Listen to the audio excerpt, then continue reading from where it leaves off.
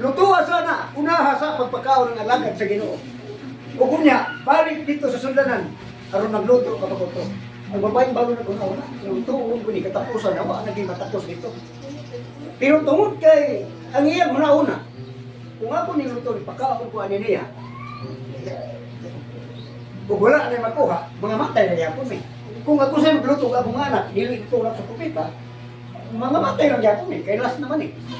Pero kung matinuod ang ingon sa propeta, na kung siya ang unahong pagpakaon, ang sudlanan di mahutan, iyang ibalansin kung ako bukan kung ako na, bahurot na matay niya po ng sutong.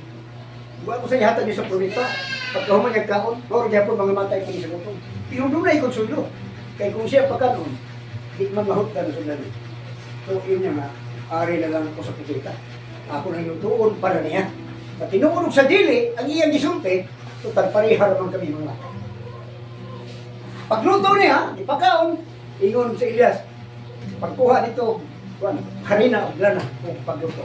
Dahil malo siya wala sulod. Pero pagkagto niya, na may sulod ang pagdalan. Kalos niya ang harina, at least dito, hawan, isa na maglutuan. Ang uwin, isa na sa kalutuan. Pag-abot na sa niyang luto, ingon na sa Elias, pagluto na. Wala siya magdagang istorya nga, way sulod. Dito siya nito pag-abot niya na may sulod. Wala mahukde ang suludanan, hangtod nga may abot ang ulan. Nga nagpaani ang ita. Sa Diyos mo yung sige. Kinanglan lang, ikutang ato lang ba tinudun ng itong pagtuto, ng itong paglalagay. Sa Biblia, nag-ingon na, ang tulong sa Diyos, mahait pa sa espada ng Jerusalem, na nagalihok na gamanan. Once na imong dawato ng tulong sa Diyos, kanunay ni mo na sa hinumduman, maglihok na siyang gamanan.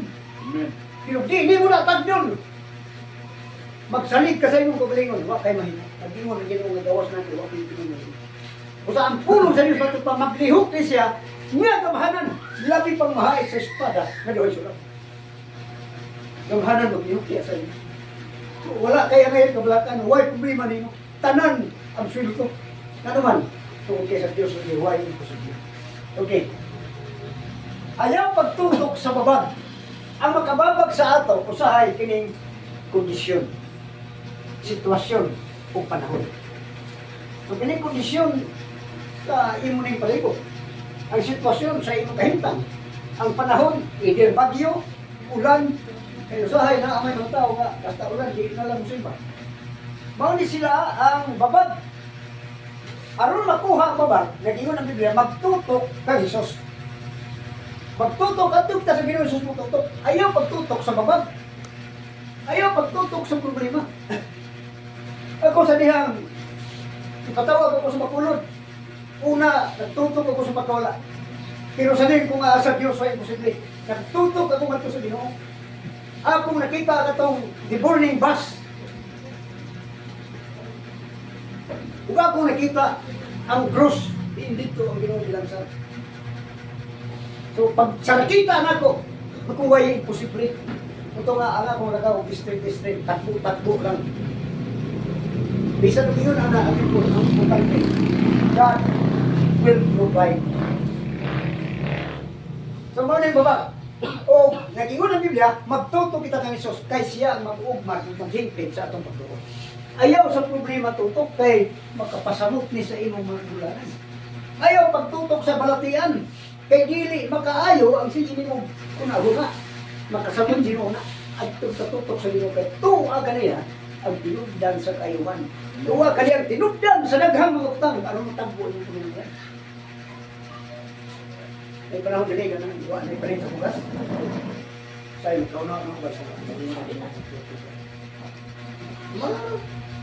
tagbo naman yung gihapon na ay mga tinaguan ng kwarta nga dugay ng nalimtan. Pag-abot sa panahon, ay, buksan sa Ginoo mo na ba, inyong naman po na dahil ito sa ako. At isa kung sa ka-importante, matagpo rin niya pong minalas. Kaya huwag imposible sa Ginoo, tutok lang yung kita sa Ginoo. Nga, laing bahin, kining babag, mao nang ingon sa dili nga iwak klik ka ang tanong kanita. Kining kabugat mo ni babag. Aw ang tanang sala nga nagpiit paglikos kanako. Ang babag kini nga atong pagbati sa kabalaka, kahadlok ug kagol. Mao ni ang kabugat nga atong gidala na kung naani, di ka makaalagad og tarong. Di makasimba, kay nabala ka sa balay, nabala ka sa mga buhion, nabala ka sa may malungag. Kunya, mag-uol. Na ay kagulanan. Kung ikatulog, kaya ikahadlok. Ug ang sala na nagtiis mo ni pangibog sa good. Ang iyo sa kaya iwakli kami. O magtutok kang Isus. Example, si Pedro ug ang asawa nilo. Si Pedro sa diyang naglakaw ang Ginoo sa dagat, niingon sa Pedro, Ginoo, kuwan ha ko diha ni. Ingon ang Ginoo, umari ka.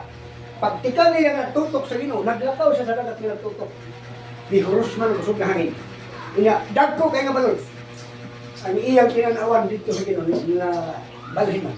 Dito man siya tanaw sa dagko nga balon sa hangin. Kung sa dihang nakita niya ni, natandog yung mga kiyang, nagpati siya sa balaka. Nagpati siya kadok ini. Iyan ibati.